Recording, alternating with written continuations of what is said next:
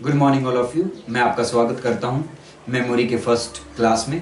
आज हम समझेंगे कि कैसे माइंड चीज़ों को लॉन्ग टर्म तक याद रख सकता है। आइए सीखते हैं। देखिए, माइंड कैसे लॉन्ग टर्म तक चीज़ों को याद रख सकता है, उसका एक सिंपल तरीका है। वो सिंपल तरीका क्या है?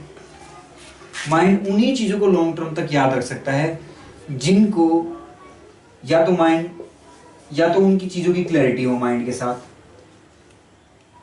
क्लैरिटी कैसे बनेगी? क्लैरिटी बनेगी अंडरस्टैंडिंग से। यदि हम चीज़ों को अंडरस्टैंड करें तो हमें लॉन्ग टर्म तक याद रहेंगी वो। या फिर क्लैरिटी बनेगी कैसे?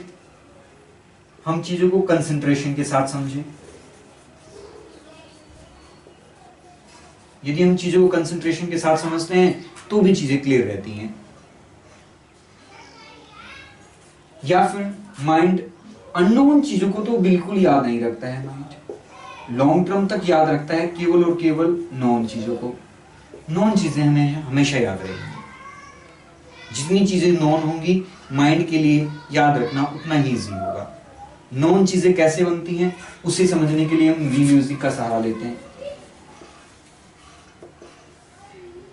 अब ये वी म्यूजिक होता क्या है वो देखिए।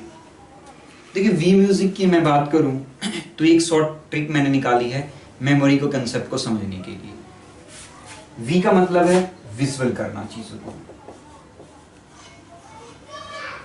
हमारा माइंड वर्ड्स में याद नहीं रख सकता लॉन्ग टर्म तक। हमारा माइंड लॉन्ग टर्म तक याद रखेगा केवल और केवल पिक्चर्स में।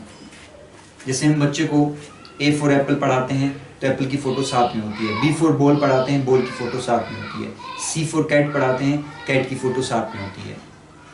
तो क्योंकि माइंड लॉन्ग टर्म तक केवल पिक्चर्स की फॉर्म में याद रख सकता है, तो हमें सिलेबस को कैसे पिक्चराइज करना है, विजुअल फॉर्म में कैसे याद करना है, वो हमें सीखना है। आगे बढ़ते हैं। एम से स्टोरी। लॉन्ग टर्म तक माइंड या तो किसी स्टोरी के रूप में याद रख सकता है या फिर किसी मूवी के रूप में याद रख सकता है। तो हमें सिलेबस को कैसे मूवी के रूप में या स्टोरी के रूप में कन्वर्ट करना है, ये हमें सीखना है।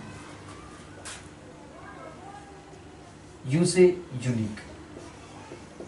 जितनी चीजें यूनिक होंगी उतना हमें आसानी से याद हो जाएंगी। यूनिक का मतलब है, मेरा यहाँ यूनिक का मतलब है अद्भुत। छोटी बड़ी हो जाए, ठीक है, या कोई भी एक्सट्रीम पॉइंट पे चली जाए कोई भी बात, तो माइंड उसको आसानी से याद रख सकता है। इसके बाद हम समझते हैं एस, साउंड या फीलिंग।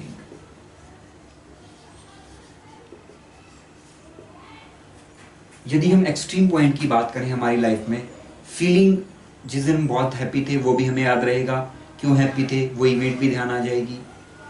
या जिस दिन हम बहुत दुखी थे वो इवेंट भी ध्यान आ जाएगी, वो रीजंस भी क्लियर हो जाएंगे हमारे सामने। नेक्स्ट पॉइंट है आई फैक्टर। जितनी चीजें, मतलब किसी भी चीज, हम अपना ग्रुप फोटो निकालें, बहुत सारे व्यक्ति हैं, तो सबसे पहले हम किसका चेहरा देखेंगे? अपना।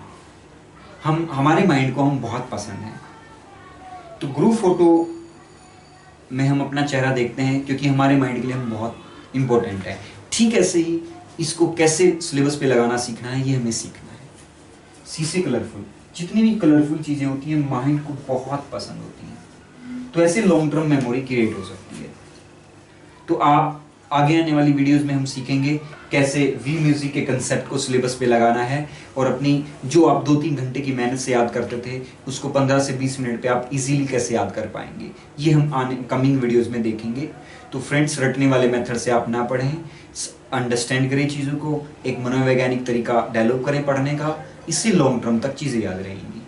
तो ये फर्स्ट जो मेरा वीडियो है, ये इंट्रोडक्शनरी वीडियो है मेमोरी के लिए, हम कैसे मेमोरी को हम शार्प कर सकते हैं।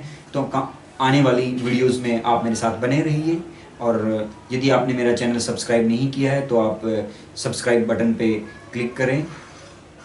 और यदि जो भी आपके सर्कल में फ्रेंड्स हैं और जो चाहते हैं कि भी उनकी मेमोरी शार्प हो या स्टडी को लेकर उनको कोई दिक्कत आ रही है, तो आप कमेंट बॉक्स में लिख के मुझसे पूछ सकते हैं, और अपना कोई कोई और क्वेश्चन है, स्टूडेंट का कोई भी इशू है तो आप लिख के मुझसे पूछ सकते हैं।